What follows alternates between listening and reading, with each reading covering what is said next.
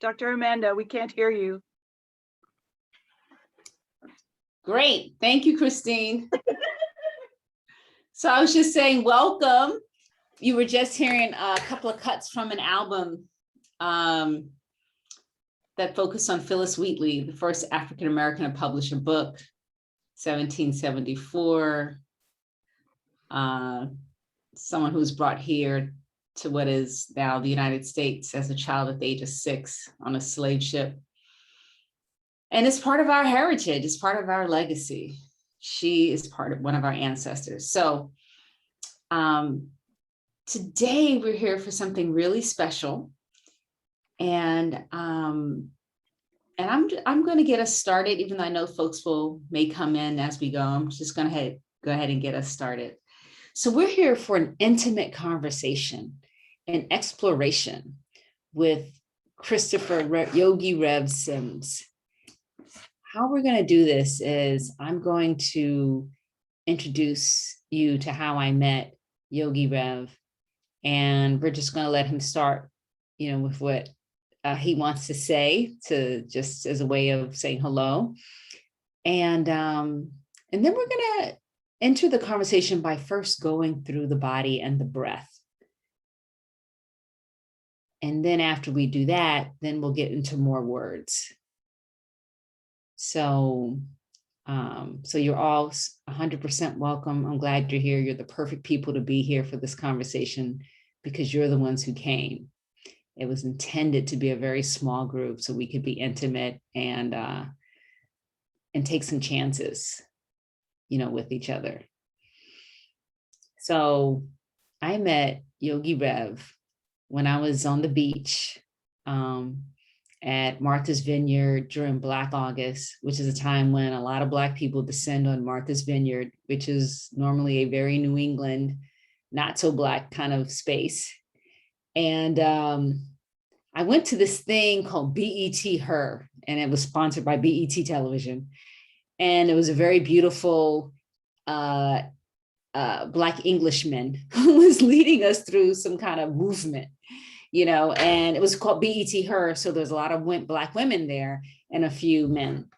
And as we were finishing up this session with the leader, Robert, I looked over on the other side of the beach and I saw a Black man wearing all white, leading a group through yoga asanas.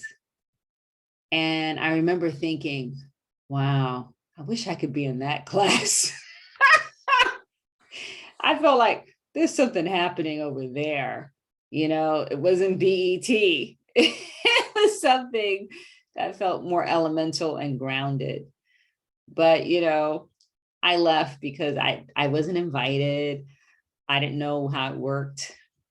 But I left, and then a little bit later, someone else who was there for the Black Film Festival said, "Are you going to go to yoga tomorrow?" And I said, "What do you mean?" She's like, "On the beach, there's a Black guy who leads yoga." And I was like, "Oh, I think I saw him. Can we just go?"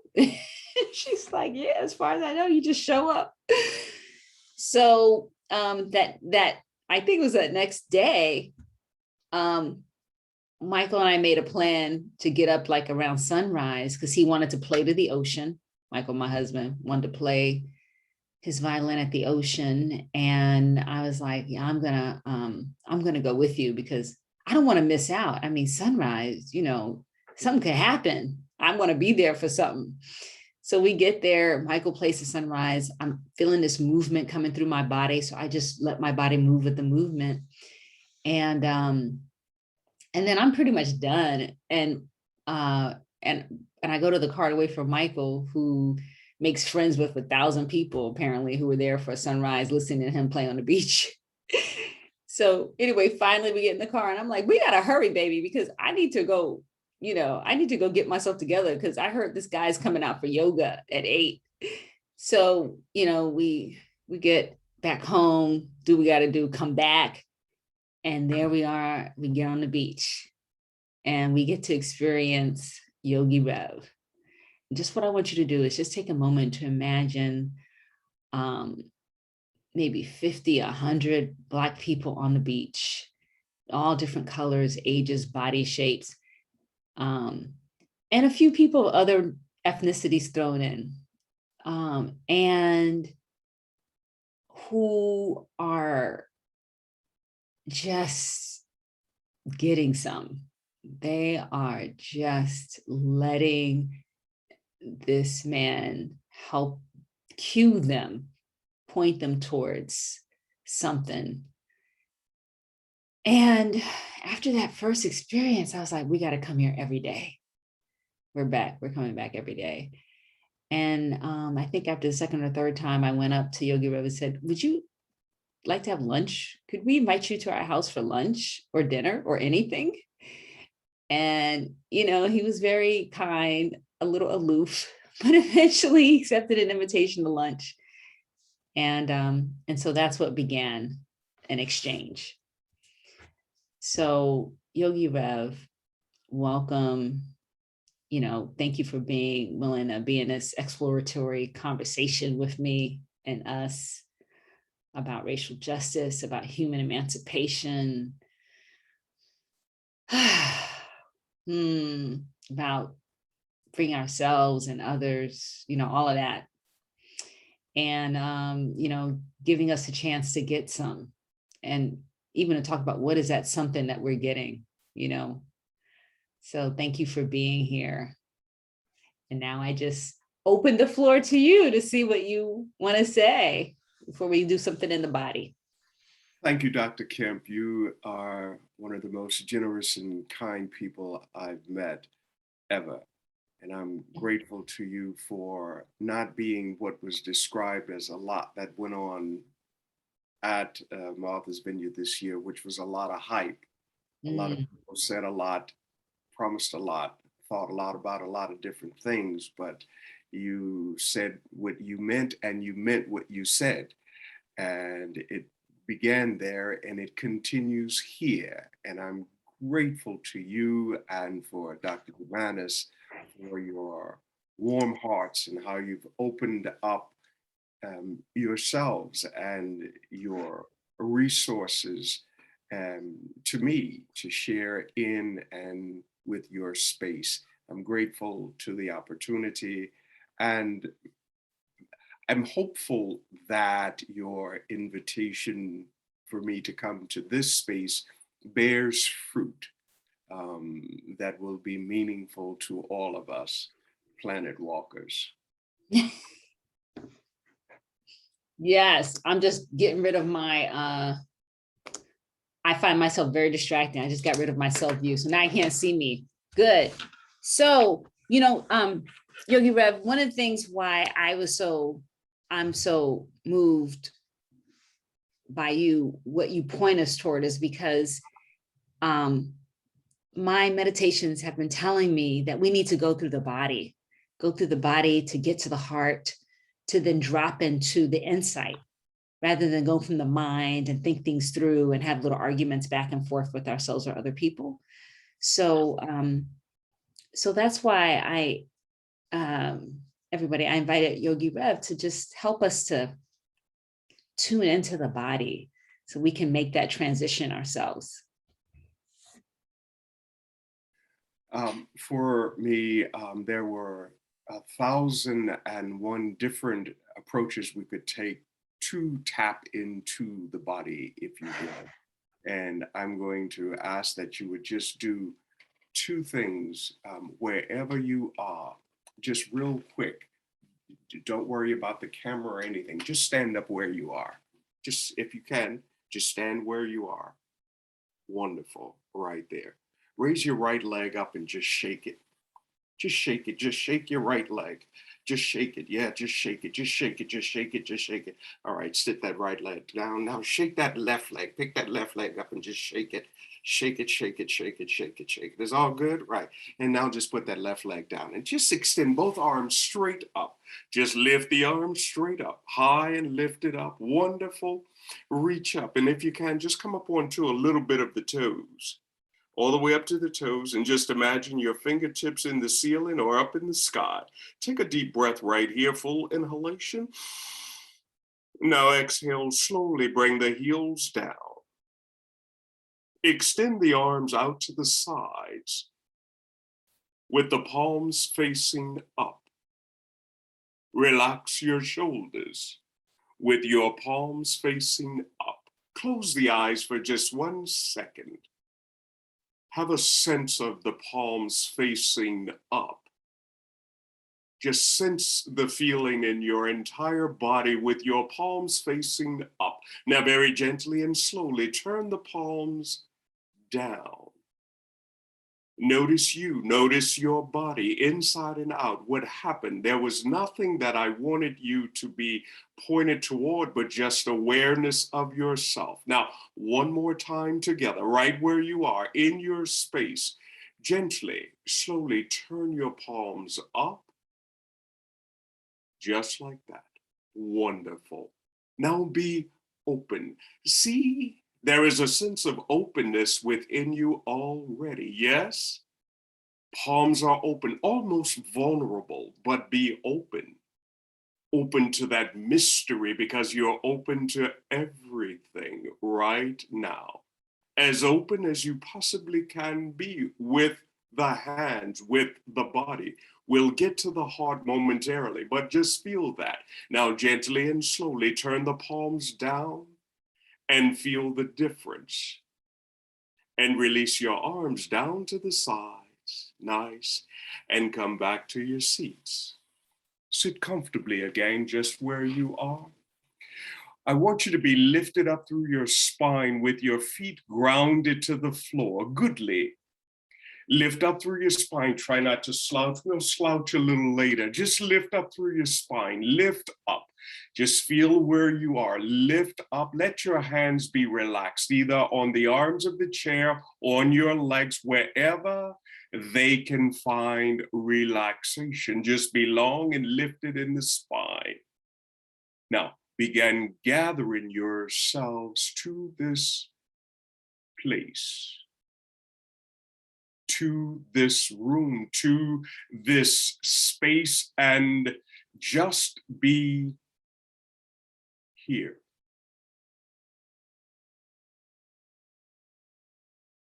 Make a commitment to this moment, to this time.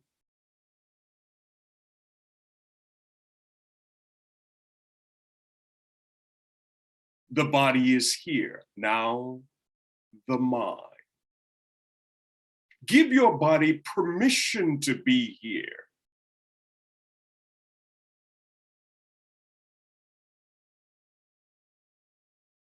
Let your mind do what it does. Wander a bit if it must. Bring your awareness to the base of the nostrils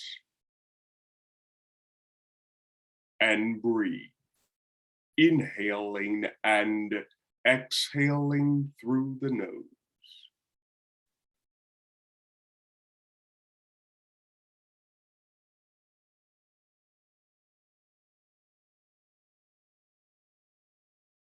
Yes, that regular thing, that natural thing, breathing, feeling a cool breath as you inhale, the warmth of the breath as you exhale.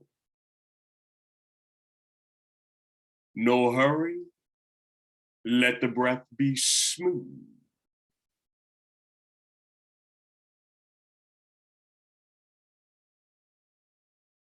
Without noise, without pause.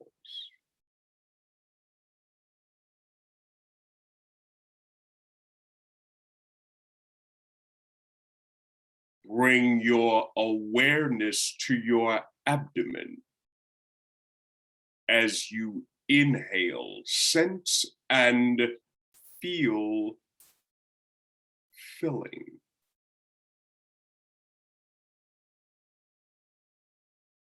And as you exhale, emptying. Nothing forced, just awareness of breathing.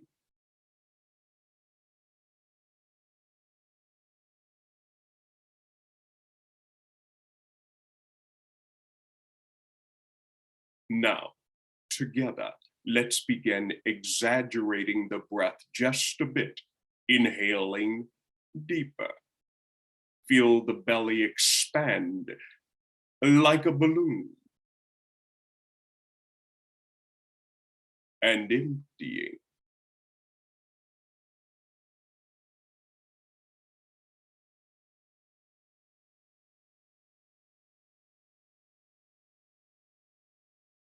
Now, this one let's do together.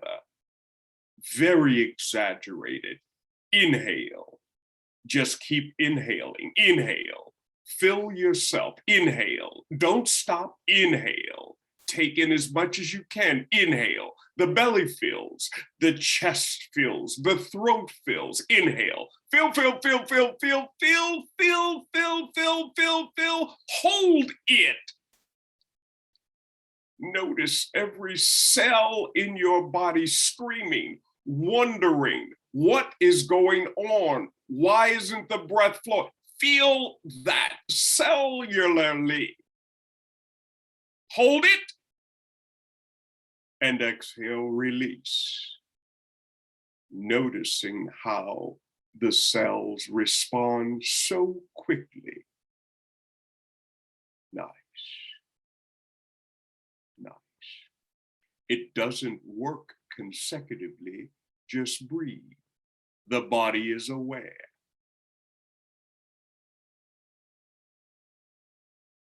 One more awareness. One more. One more. Very gently again, with an exaggeration. Inhale, deeply, inhale, fill, fill, fill. Notice the inner you pressing against the borders of your gross body. Fill, up, up, up, up, up, fill, fill the press, fill. Can't get out, fill. Now exhale slowly. Now notice the inner you, just outside the borders of the gross body.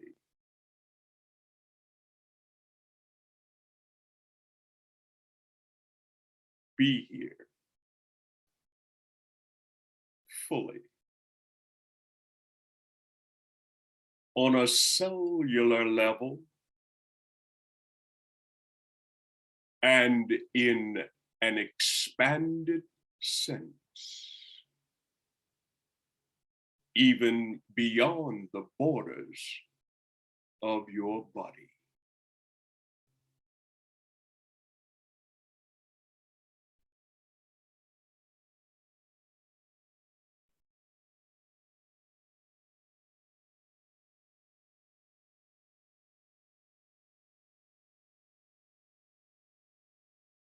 Tap into the calm that's near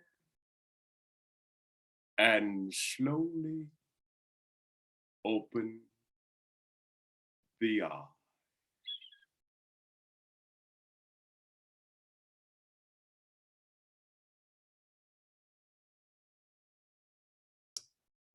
Mm. Mm. Thank you.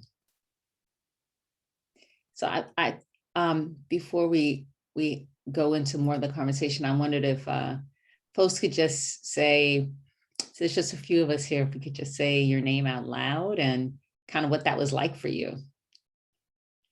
Just that breathing that we just did.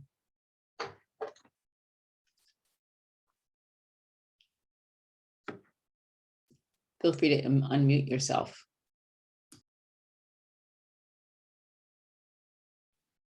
I guess I need to just try again, Dr. Kemp. Jeanette Onoche. I so enjoyed that experience. I have been learning to get in touch with my body, and it is extremely helpful to me and guides me. I try to stay in touch with my body when I am involved in something, and that informs me and helps me. And I particularly like the part of stepping, of your spirit being a little outside of your cellular body, and that, and lifting up. And that was wonderful. Thank you so much.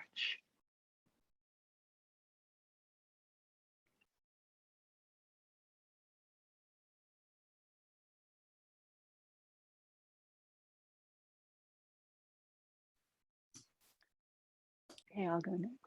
My name is Trish Ferreira. I am not new to Yogi Rev's breathing techniques, and I appreciate them every single time I do them. And I have incorporated them into my daily life, in particular in places where it's difficult to breathe.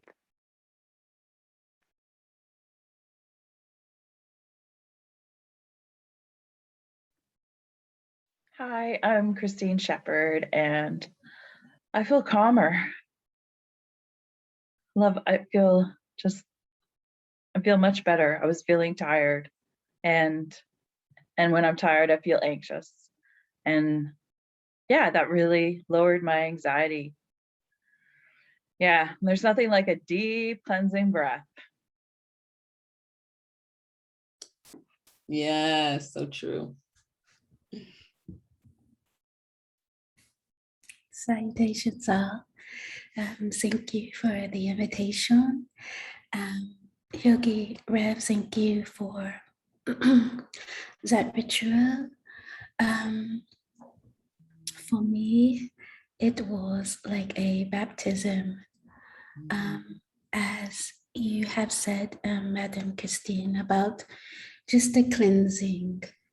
But one of my favorite parts was when we had to inhale and then hold it and then allow ourselves to exhale. And you went through how did it feel? And it reminds me of situations in our life where we feel that there's nowhere to go after a buildup.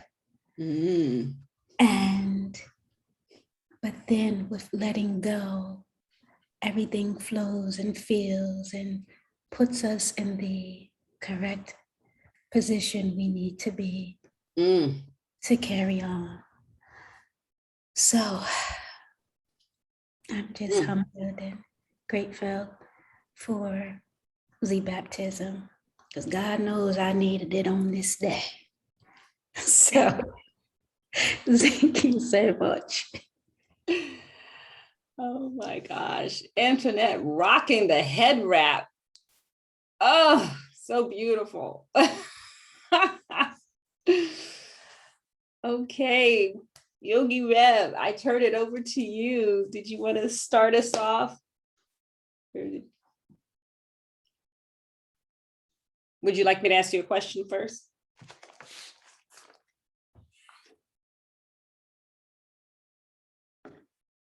You want me to ask you a question first? Oh, you're muted. Yes, please. Okay, so Yogi Rev. So in your name, Yogi Rev, there's a journey. Yogi Reverend, right?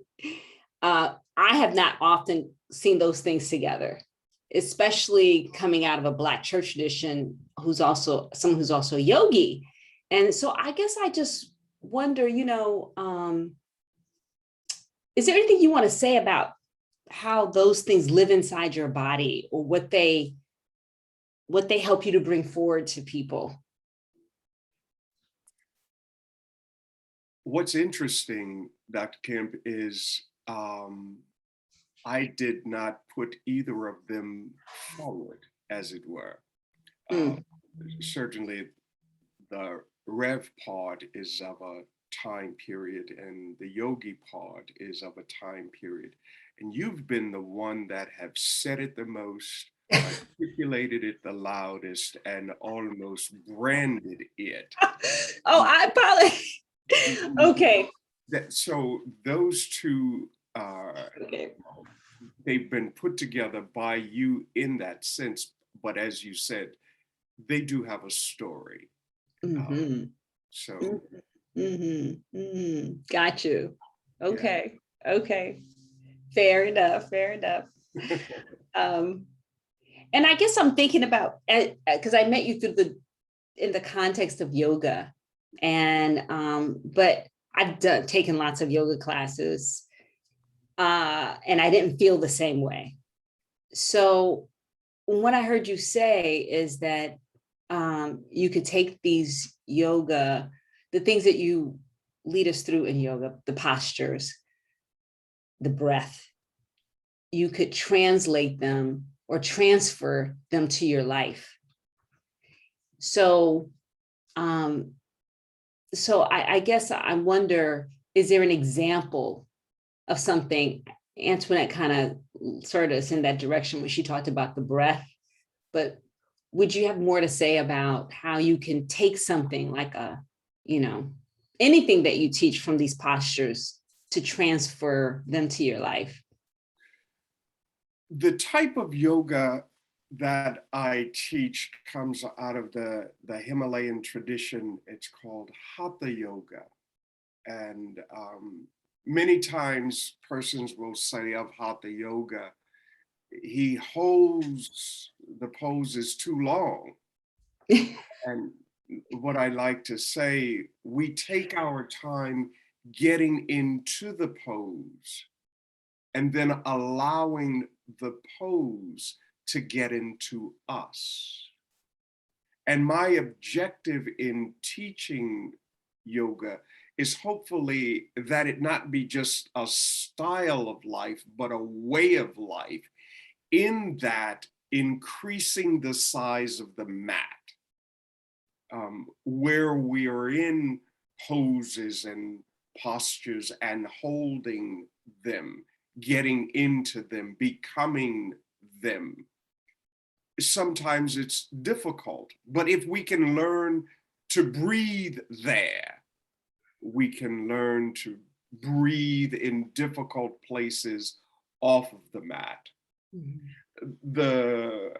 Many of us in the West, we came to yoga for, by and large, the physical reasons, even the corporate reasons, the Lululemon reasons. We've come to the mat. I plead guilty in that I was doing, no, I didn't come so I could get Lululemon pants. No, I plead, yes, Christina, I plead guilty in the sense that I came to yoga because of a right hamstring issue. I wanted to get it stretched so I could continue my journey in Tai Chi, which I was taking at the time. But when I came to yoga and I took my first yoga class, at the end, that class becomes what's known as Shavasana, the final pose, the corpse pose. In that pose, laying there, I felt something that I had never felt before. And I later discovered what I had felt was me.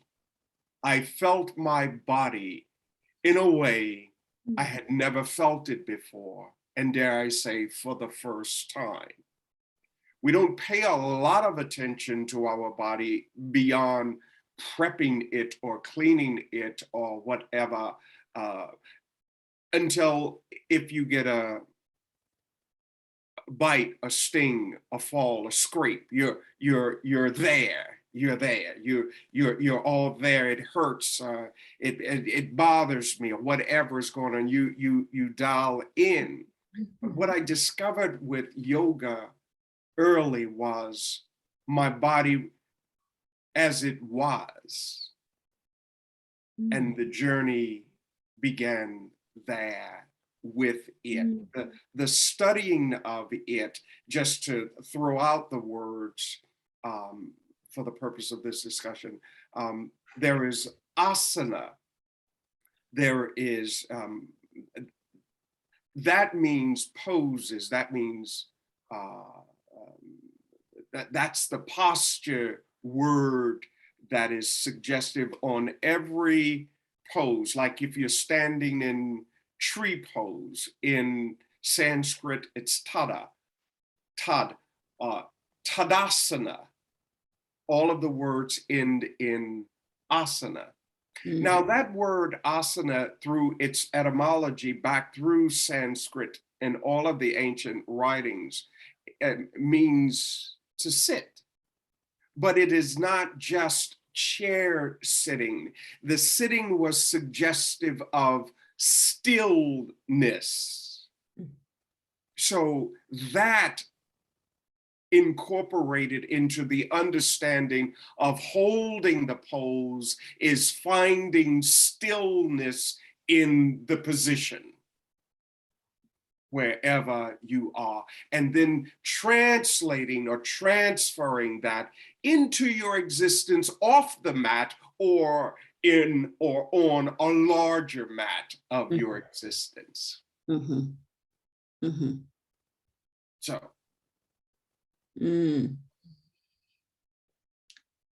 I wonder if other people on this call are feeling it. Like when you talk, I feel something. You know how they say, I feel you pointing towards something. And I think so, you know, we say this in Racial Justice from the Heart. We say, you can't give what you don't have. And I feel like there's a space from which you come that is underneath the words.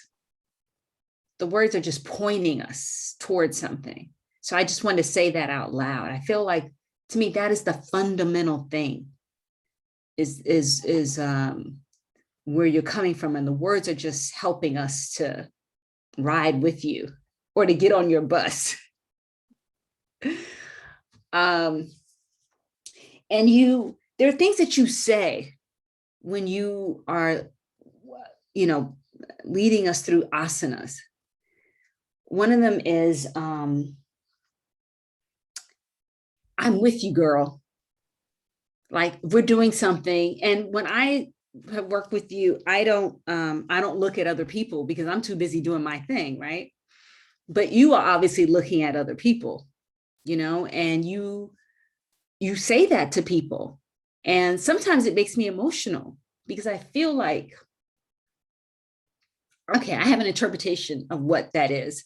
But what I want to do is ask you, what is it that when you say to somebody and they're like having a hard time with something or whatever it is, because I'm doing my own thing, so I don't know why you say, I'm with you, girl. I don't know where that's coming from. Maybe you could just say a little bit about that and maybe how that also applies to life off the mat, you know. That's a wonderful question, as I'm preparing myself for all of the following questions to be wonderful.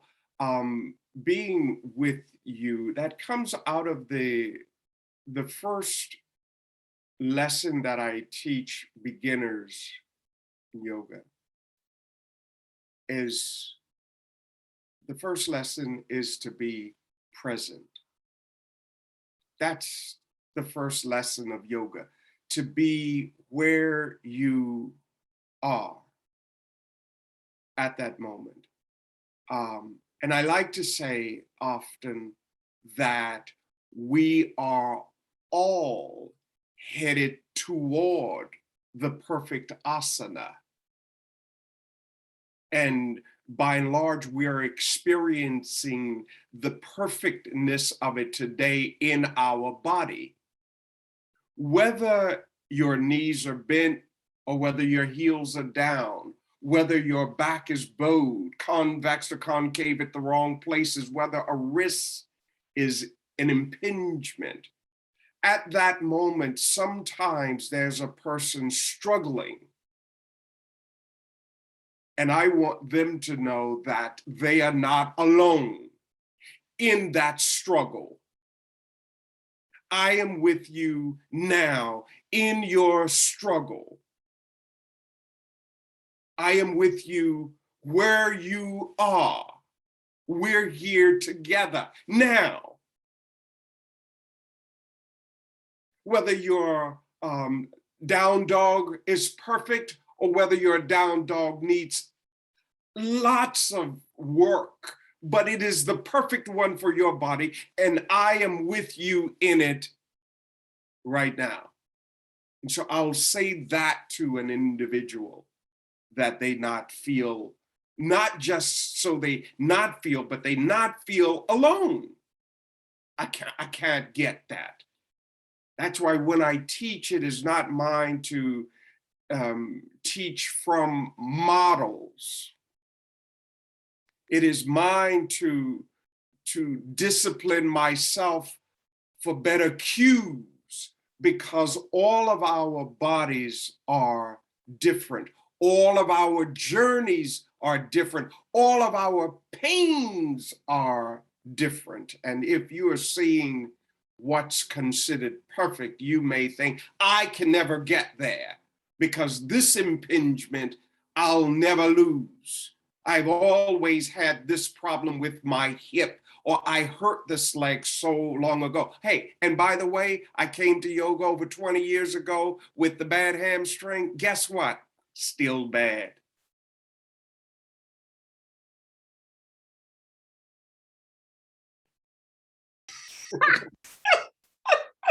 Okay. Ah, right. Sometimes the thing that pulls us in is just the thing to get us there. Mm-hmm. It's actually not the main thing at all. It's Oh, just, it's, yeah, so beautiful. Yeah, the solidarity. I am with you. I am with you. I see you. And I love what you said. That did remind me. You're right. I've never seen you do a single pose. Oh, so cueing people, allowing people to find the pose in their bodies. Mhm. Yeah. Up until May, when I went to Martha's Vineyard, I did have a second mat. I did have a demo mat that when space is allowed, I will get on the mat. If there is a new person, well-intended, and scratch that. I'm not situated in a way right now where I can have the second mat. But I don't make the class predicated on my modeling. And when I'm able to have that demo space, I will. Mm-hmm. Yeah, I just think there's something so powerful about helping people to find something for themselves. Mm-hmm. You know, and having an authentic expression of something, and not referring outside themselves. Am I getting it right? Am I good enough? Right. You know? Mirrored. We function in a very mirroring way over against an inner development, an inner trust. And this is a word that is important to my journey, and liberating was how I've lived comparatively over against the authentic nature that is me. Okay, now. Let's go deeper on that one. So living comparatively over and against your authentic self. Like, say some more about that. Two different ways of looking at yourself or being with yourself. Are you who you've been made to be authentically, or are you the product of a developmental process, whether it's by family, by culture, by ethnicity? Who are you. A few years ago, a young lady asked me at the vineyard, she said to me, what do you do when you are not teaching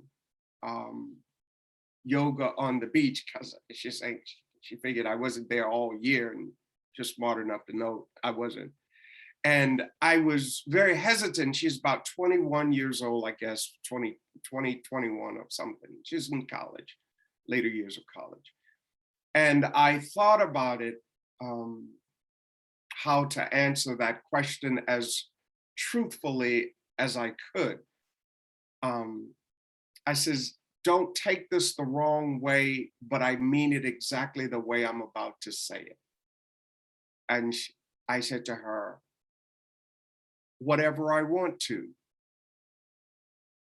And she says, well, I want to do that. It's like, okay.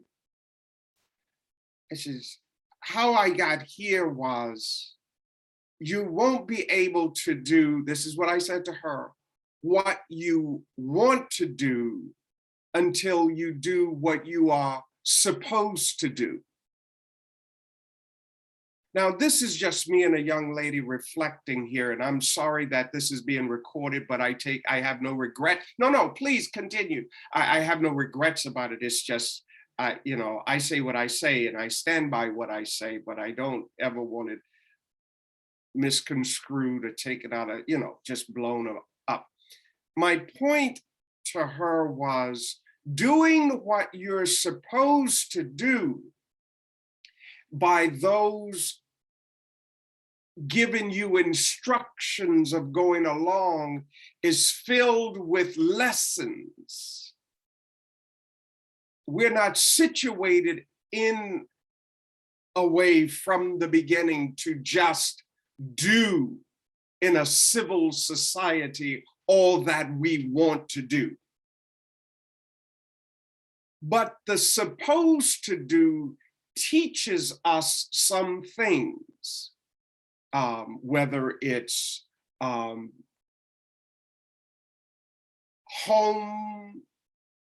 yard, car. I tell Michael a story. The story the other day about when I was a young kid. My father was working on the brakes of the car.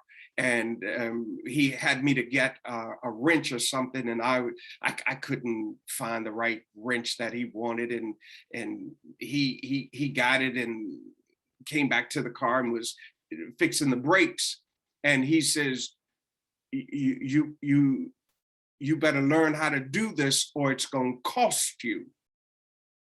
And I made up in my mind right then and there, well, I'm gonna have to make some money because I ain't gonna ever figure out how to do this.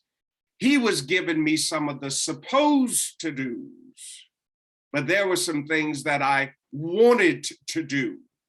I wanted to go in the house that cold December evening while he was out there working on the car. My hands was cold and I'd rather be in the house instead of holding the light so he can see.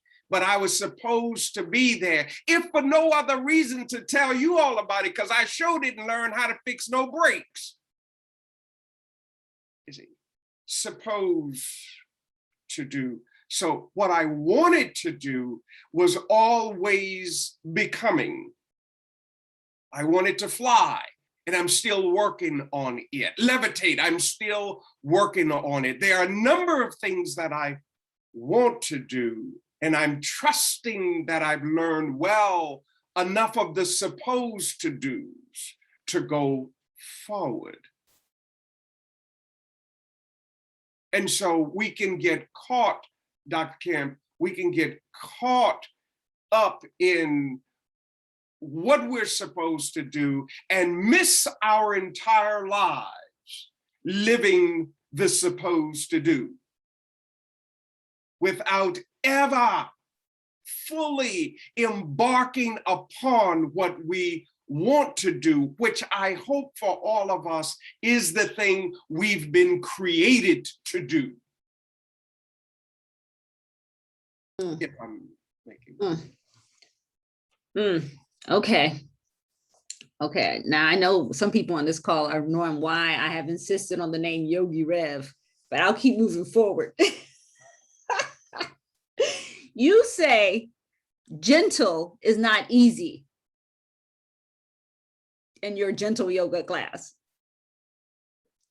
And I feel like there's something about that that also transfers to life. Gentle does not mean easy. So can you say, what is gentle then, and why should we be gentle? Well, gentle is basically an opportunity for me to do a little more explaining, and it's not as threatening as hatha or hatha at ease, because I do not have a beginner's class. And gentle also affords one an opportunity to go deeper than the instruction is given. In that, for example, if I have you to sit, you can just sit. But if you are secure in your sitting and not having to make any further adjustments, you can then go to the breath while sitting. Or you can begin to sense other parts in a deeper way while sitting. For example, if I say to you, inhale and exhale, I still have students, and we have conversations after through email, who talk about, you're still saying inhale into your hand. But when I inhale, my navel goes in. And when I exhale, my belly comes out. Now, this is gentle, but it can become intense when you're trying to work on that. It can become like a difficult thing to do. And once you get the operation of inhale feeling the expanse of the abdomen, I'll say release the pelvic floor. If you're still working on getting your buttocks, that's just enough gentle for you right there. But I can go deeper with others by saying, release the pelvic floor upon inhalation and fill the pelvic bowl. And as you exhale, empty the belly, draw up the pelvic floor, finding a deeper pose in the gentle class. So gentle is relative. Yes, I think one of the reasons why it struck me is because in, Racial Justice from the Heart, we talk about being gentle with ourselves. So it is about being with what is there, being present, being with the breath, and not trying to force something not trying to force something, you Amen. know? Amen. Yeah.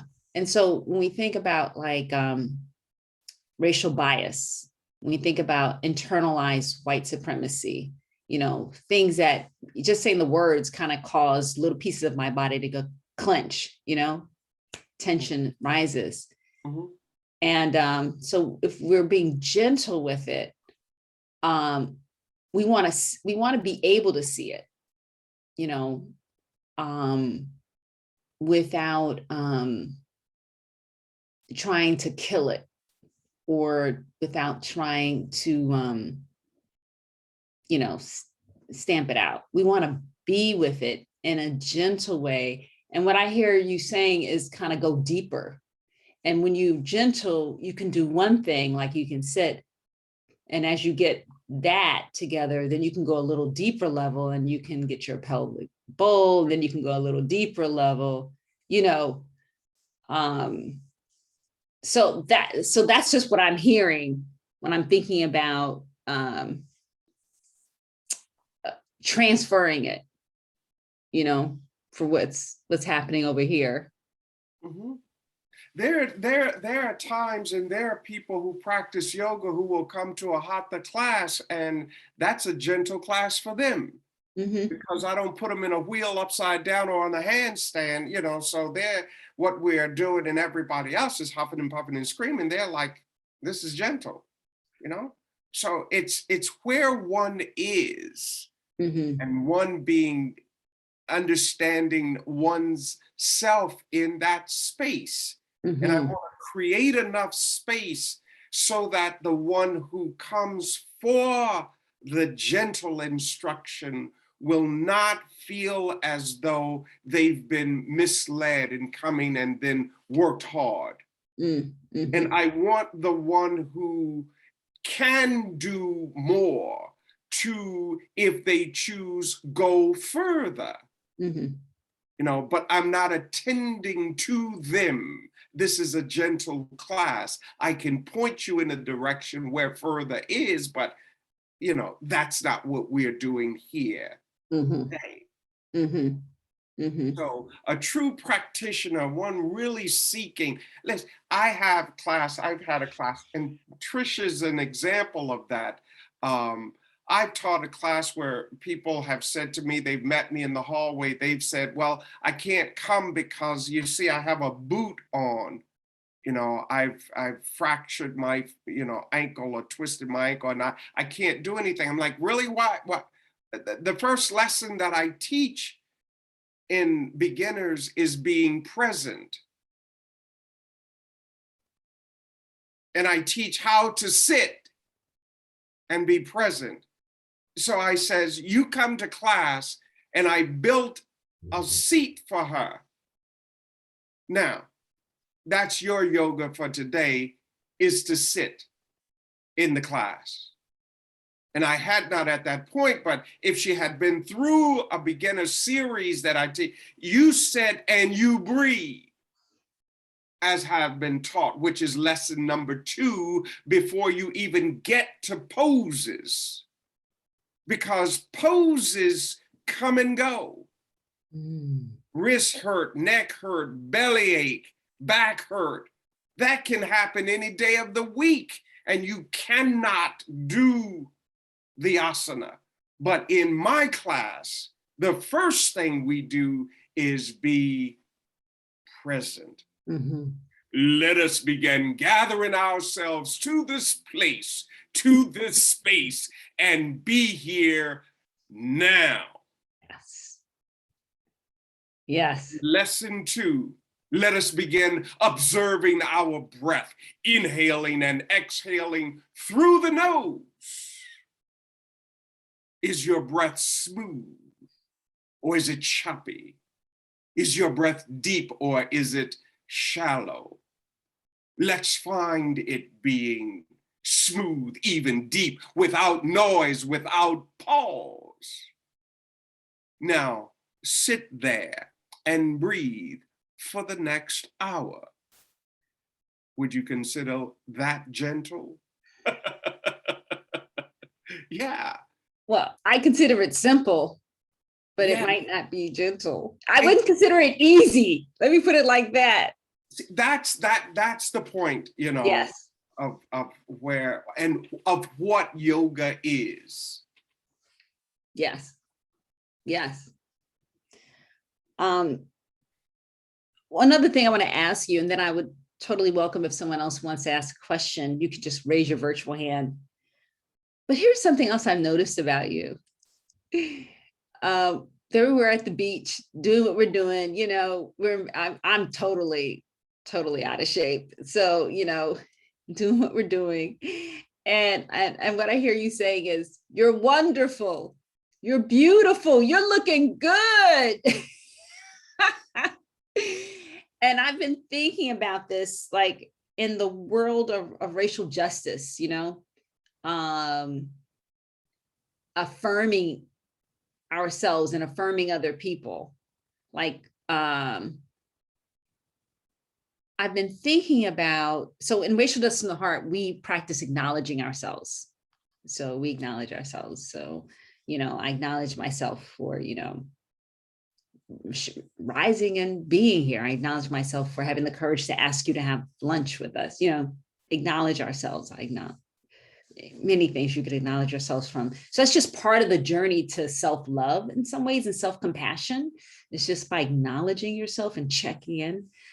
But I've just been thinking about this thing about, like, when people are on the journey, just affirming them. And I'm going to make this a little more risky by saying that one of the things that I've been thinking about when teaching racial justice with white people is, where are the shout outs, like, you're beautiful, you're looking good. I'll tell one more story because I'm kind of getting at this in a circular way. I was at a White Privilege Institute, big conference in Philadelphia. It was my first time there. The audience was primarily white, which I think makes sense for what that conference was about. And a Black woman, famous on YouTube, Renee Meyer, came out, and she said as she came onto the stage, she said, everybody was clapping.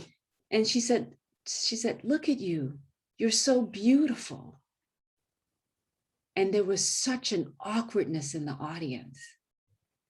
And what I felt was this primarily white group of people feeling like, no, not us. We're sucky white people, Honestly, I'm just being straightforward. That's for real. And I was thinking to myself, what about this? What about this conversation that we have in racial justice and, feeling good, feeling bad, like all that. So I'm throwing all that at you, Yogi Rev, to see what of it you pick from it. Yes, here again is one of those pieces that's being recorded that. I hear you. I'm stopping the recording. Please.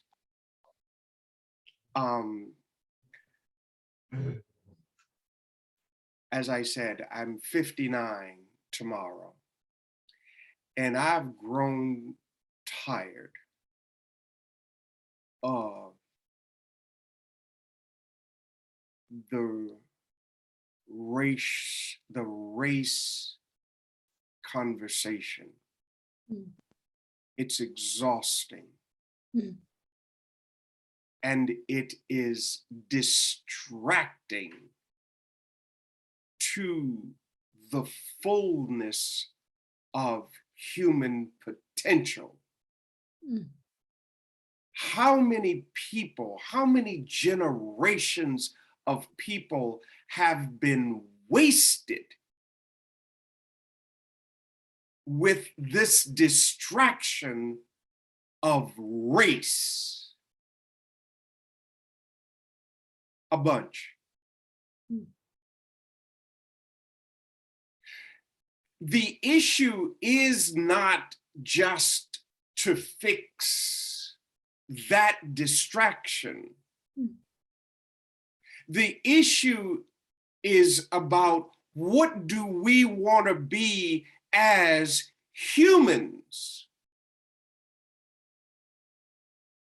There is this gentleman that speaks, he's a analyst of on one of the TV shows, a professor at Princeton. He talks about America and its soon constitutional crises. And his words that I appreciate are, we have to choose in America what we want to be. Mm. Whether it's going to be what we were, there is that a great again notion, or what was working that's not working, that we have to figure out how to make work again. Do I want what someone else have? This is that comparative piece, which will, in some ways, create a guilt in me. Maybe, if I'm living in a way of comparativeness. And I'm exhausted.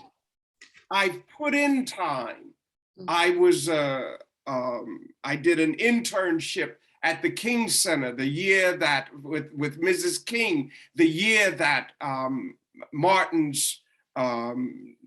Dr. Martin Luther King Jr., I didn't know him personally, it became a national holiday. I was there. Junior year of college, I was there and I worked there then. So I put in the time. I was raised almost not with the intent, but by the example and what was before me, meaning the struggle that we constantly are in as a people. And it just seems so silly. And we're so taken in by it. I'm grateful for all that has been done, but I'm tired of what more needs to be written to communities of faith than the letter from a Birmingham jail? What don't you get there? What more needs to be written by a James Baldwin about the struggle of it? It doesn't matter if you're anything but white, how you are not white. How long does this same silliness, how long will it continue to distract us from one reality, that we are all of one blood?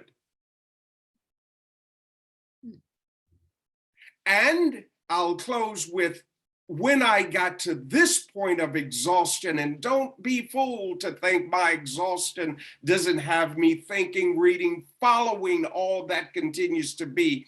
But when that young man went into the church in South Carolina and shot those people and was taken out to McDonald's and got something to eat before to jail, I was done. I had nothing more to say.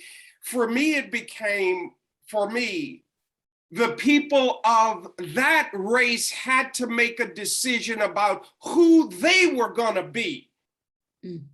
What more do you want me to do? How far do you want me to march?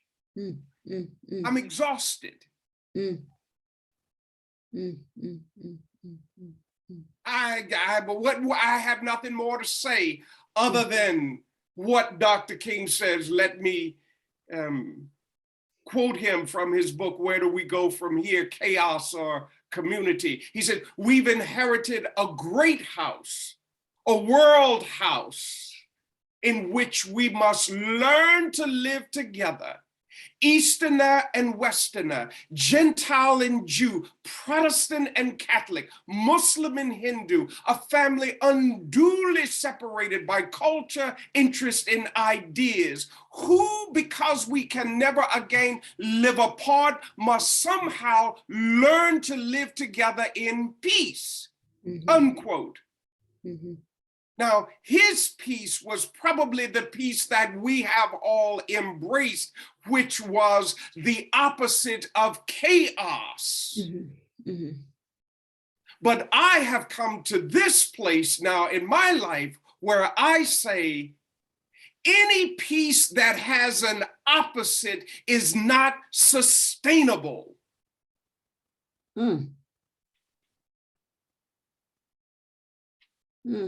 Woo!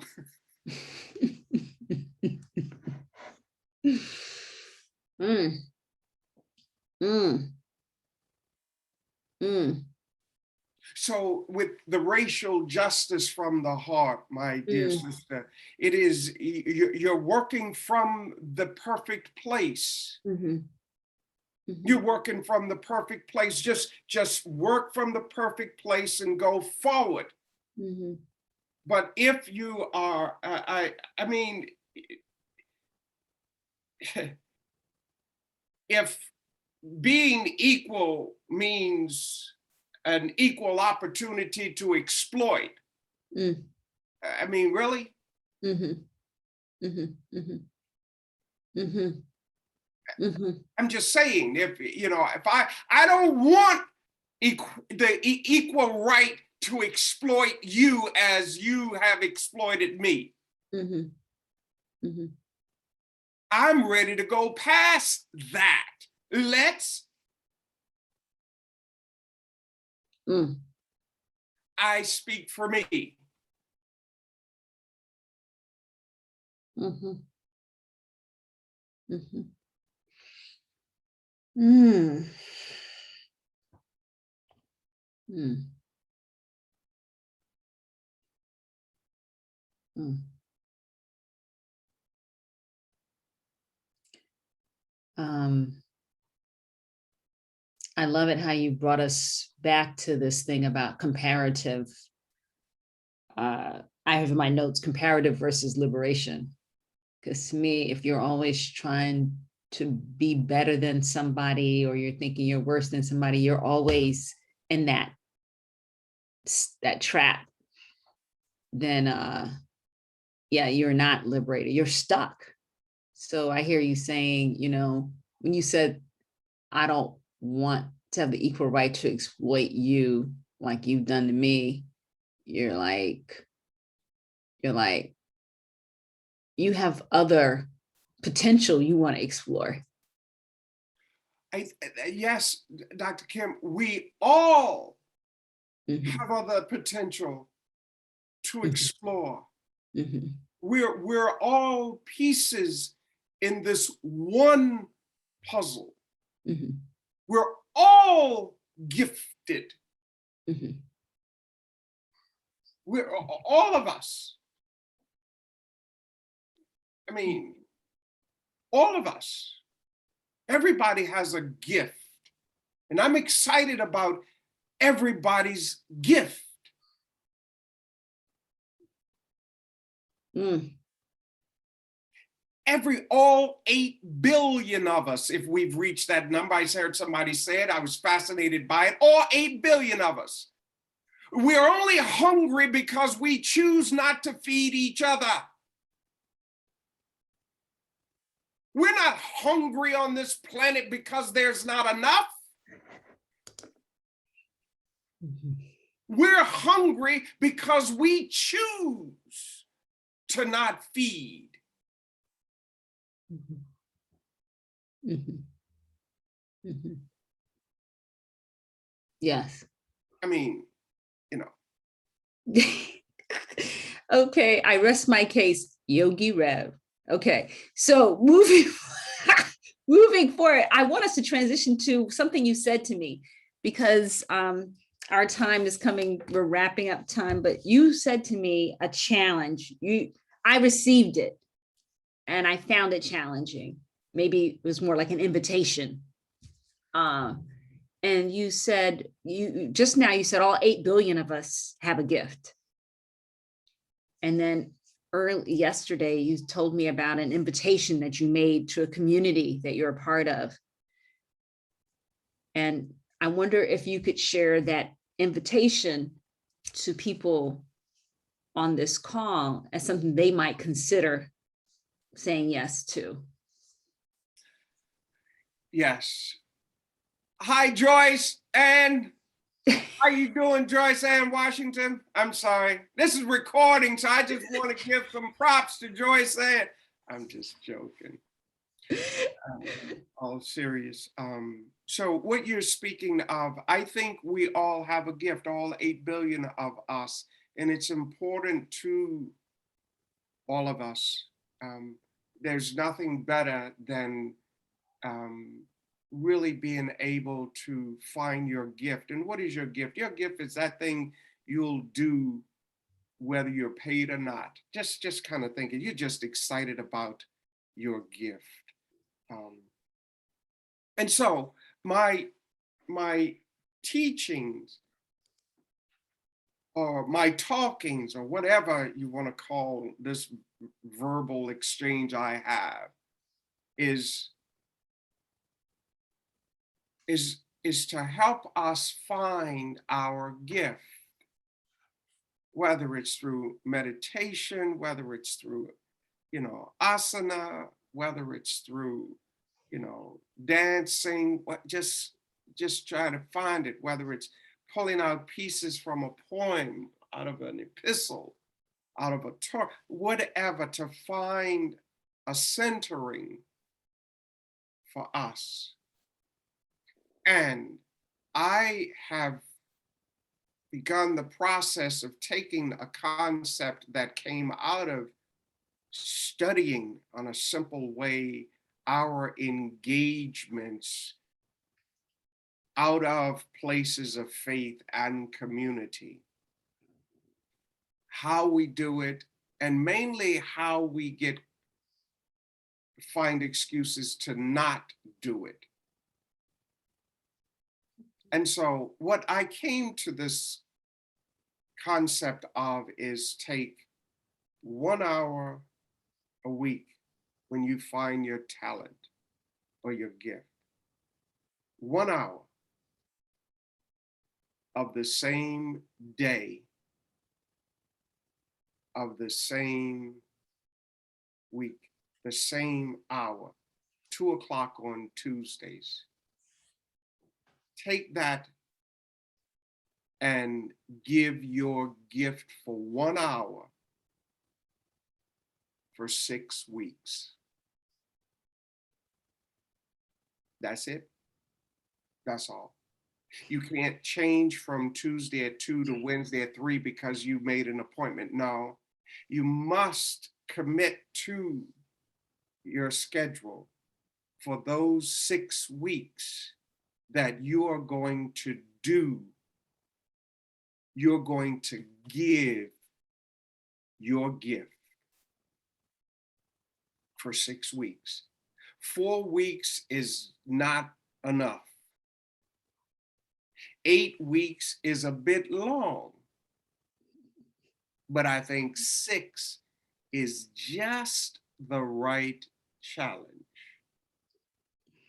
You cannot miss unless it's life-threatening for you or somebody in close proximity. You can't miss because of rain unless you're flooded, or snow unless you can't get to wherever to do. It is about you giving your gift. The first 6 weeks of exchange is not about how many people show up.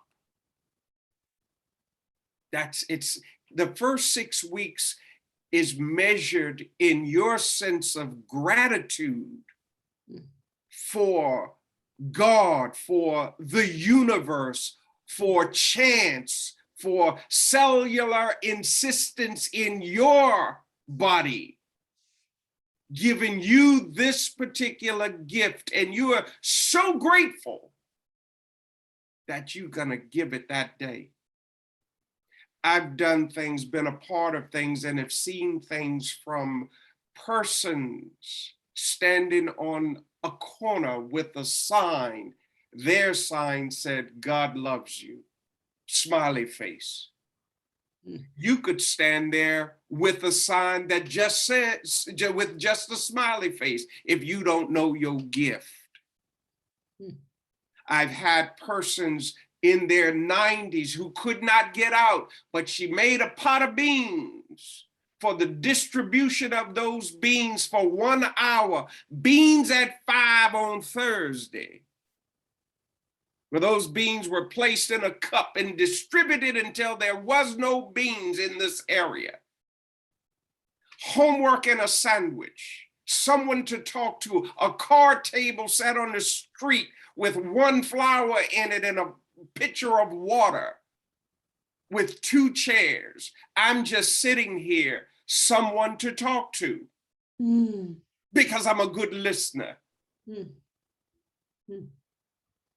Or someone like the great Dr. Germanis, and I love he'll get there just on the street corner for 1 hour, just playing without a hat.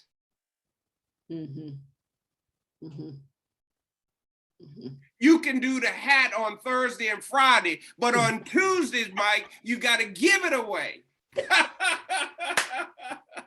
You see,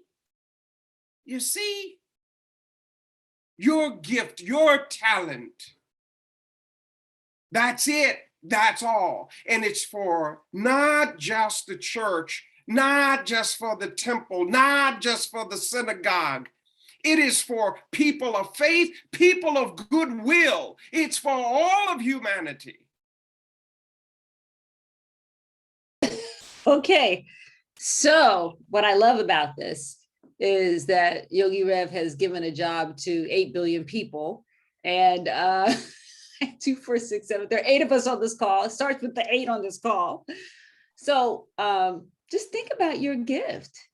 Just maybe don't spend too long thinking about, oh, is this my gift? Is this my? I mean, we could spend a lot of time like that.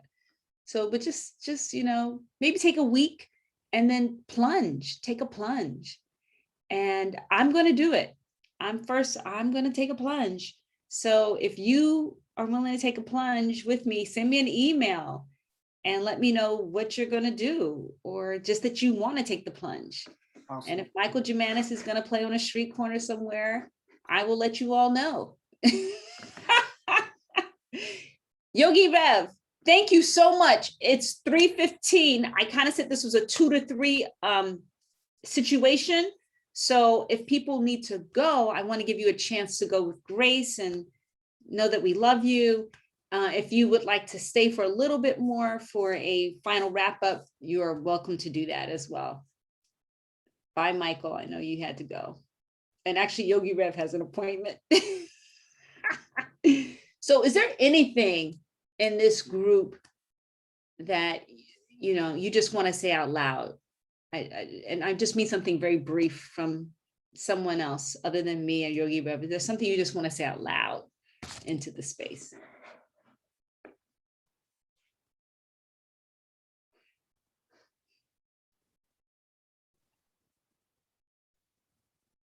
What I want to say is that what Yogi Rev said resonates with me. Sometimes I feel alone in that. My gifts are love and compassion. And that is what I find lacking. And that is what drew me to racial justice from the heart. I feel that we must have love and compassion and open ourselves up to each other. And that I agree, this issue of race can be a distraction when what we are one. The video that I showed at annual sessions, the Quaker meeting this year, was on one world, indigenous people bringing themselves together, talking after all they've been through about the oneness of the universe. And that is what I see, and that is what keeps me moving each day. I look at the heart of the individual and not the race.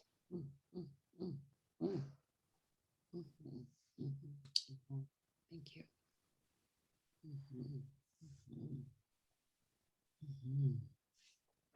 Thank you. Is there anything else that needs to be said out loud? A heart that wants to just let it out.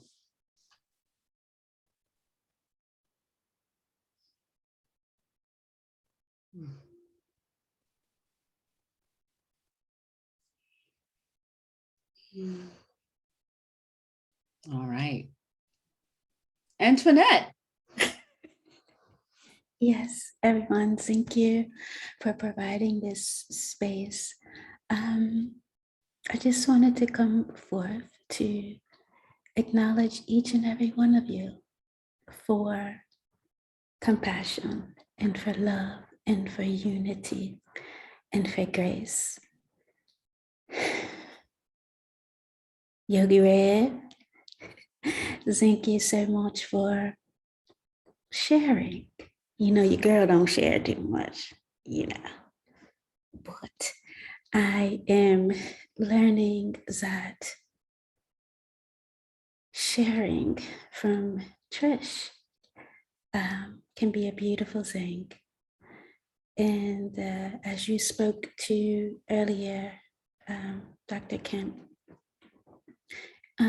just about an extension and just being here today. I'm really introverted and I did not want to be up on this camera, but seeing each of you and putting me into a space to be open and to receive. I have a hard time receiving. I just want to say thanks to you, merci beaucoup to each and every one of you for just sharing and giving. And this is a day of pouring. We are pouring in, okay? So just thanks for the pouring in, and may what you give be returned to you in an abundance. Thank you guys so much. Thank you. Thank you all. As Yogi Rev would say, you're wonderful. You're beautiful. You're looking good. I'm so blessed by your presence here. Get some. Ooh, and if you take up this invitation from him, you will get some. I think he has let us know. So email me, let me know. No pressure, all invitation. All right. Peace and love. Bye-bye, everybody. Peace and love. Namaste.